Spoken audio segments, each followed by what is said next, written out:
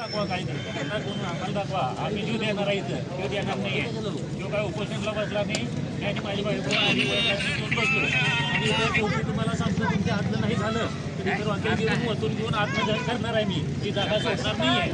तुम्ही आम्हाला काहीही दाखवू नका. तुमच्या हातनं काही होत नाही. तुम्ही सरपंच उपसरपंच तुमच्या हातनं आयुष्यात काय होणार नाही.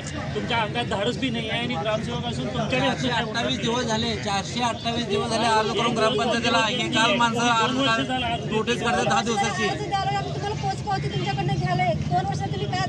तुम्हाला हेच पाहिजे असेल तर आत्मदहन करून सुद्धा तुम्हाला दाखवतो.